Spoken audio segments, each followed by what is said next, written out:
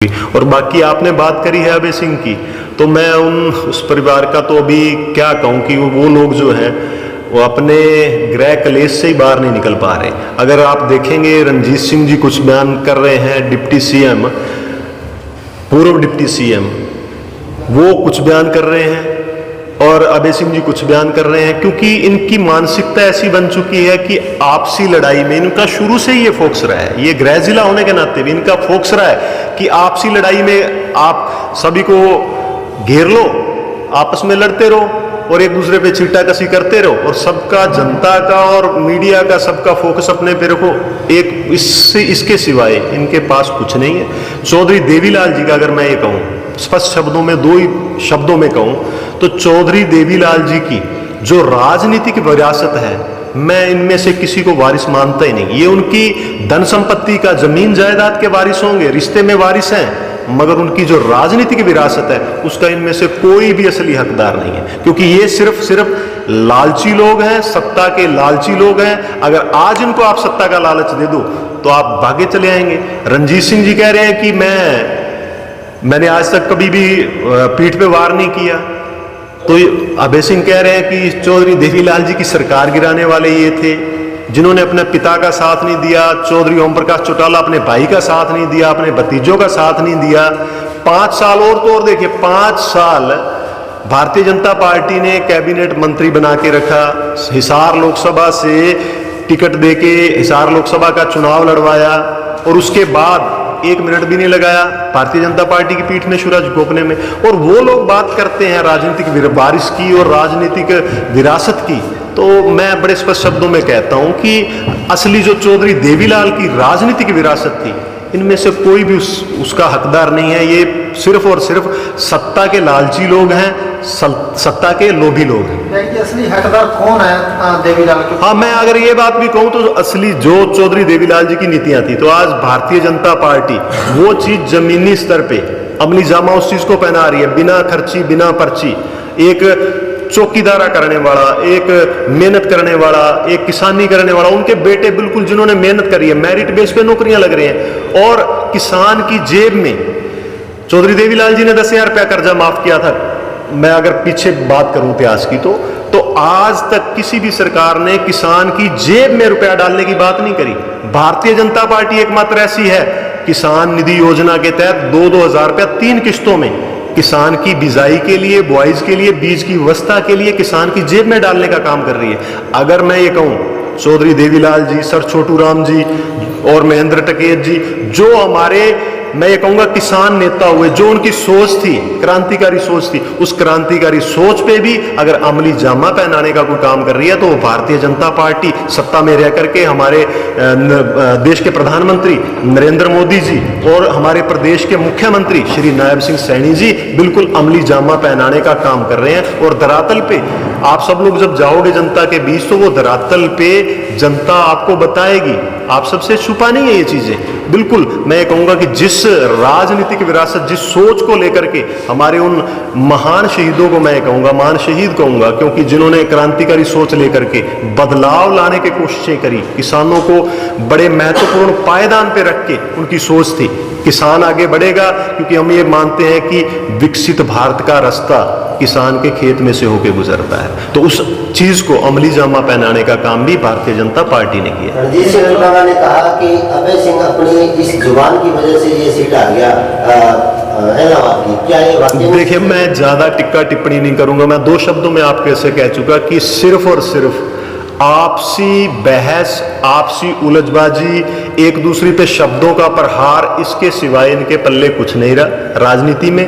और वही बात को मैं दोहराऊंगा कि इनका सिर्फ और सिर्फ फोकस ये है कि आपस में लड़ते रहो, जनता का और सब चीजों का जो आकर्षण के केंद्र बने रहो और जनता को बुद्धू बनाने का काम कर रहे हैं। मगर मैं आपको बता दूं, जनता जो है अब भली भांति जानती है, अब वो समय नहीं है, बड़ा हाईटेक समय है। आप बात करते हो और बात के मायने हमें जनता हमें बताती है कि इस बात के क्या क्या मायने हैं। तो अब ये ओछी और गंदी राजनीति जो है, परिवारवाद की राजनीति है, वो वक्त नहीं है। अब जनता भली भांति समझती है कि कौन किस रूप से, किस स्पष्टीकरण से, बड़ी स्पष्टवादिता से आगे बढ़ रहा है और देश को और प्रदेश को आगे लेकर के चल रहा है और विकसित भारत की ओर अग्रसर हो रहा है। ये बात तो आप ही कह रहे हैं, दिखाई नहीं देती। 1 साल का मैं ये भी बात कहूँगा, पूरा 1 साल का समय हो गया अर्जुन चौटाला जी को विधायक बने हुए, और 5 साल चौधरी रणजीत सिंह जी वो कैबिनेट मंत्री रहे। तो आप उससे पहले जो है इस हल्के की सेवा का मौका मेरे को मिला था 5 साल। तो मैं ये कहता हूँ बड़ा स्पष्ट बात था ये, आप आंकड़े उठा करके देखिए, 2014 से 2019 का कार्यकाल भी देखिए, 2019 से 2024 का कार्यकाल भी देखिए, और 2024 से 2025 तक का 1 साल का वो भी कार्यकाल देखिए। मैं ये कहूँगा कि आपसे ज़्यादा बुद्धिजीवी तो हो नहीं सकते, क्योंकि आप, मैं ये कहूँगा, चौथा स्तंभ माने जाते हैं, पत्रकार महोदय, हमारे शायकार बंधु साथी। तो आप इन चीज़ों को बिल्कुल पब्लिक के सामने जो है लाने का काम करें।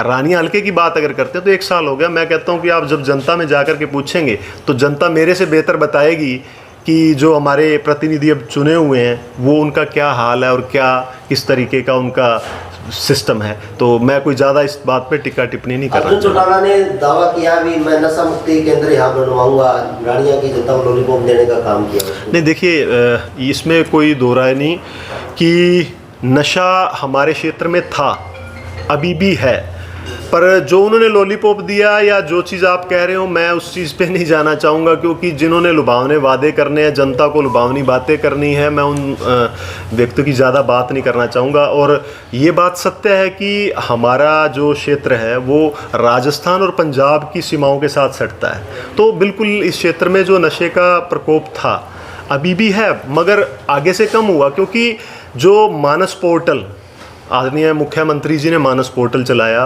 और बिल्कुल ऐसी SIT गठित करके, और बिल्कुल ज़मीनी स्तर पे आप देखेंगे वार्ड नंबर 7, 8 और ऐसी, मतलब जिन चीज़ों से अभी भी मैं ये कह रहा हूँ कि इसी मतलब किनारा नहीं किया जा सकता कि आज नशा कम है। बिल्कुल नशा है, मगर उसको मिटाने के लिए और जनता को जागरूक करने के लिए बिल्कुल बहुत तेज़ी से और बड़ी गंभीरता से, बड़ी संजीदगी से जो अभियान चलाए जा रहे हैं, मैं ये कहता हूँ कि जल्द ही आने वाले समय में हमारे जो नौजवान हैं और जो हमारा क्षेत्र है इस नशे की चपेट से बाहर होगा, और पूर्ण रूप से बड़ी संजीदगी से हम सबकी भी जिम्मेवारी बनते हैं कि हम कंधे से कंधा मिला करके पूरा सरकार के साथ सहयोग करें और विकसित भारत बनाने में अपना जो है हम भी सहयोग करें।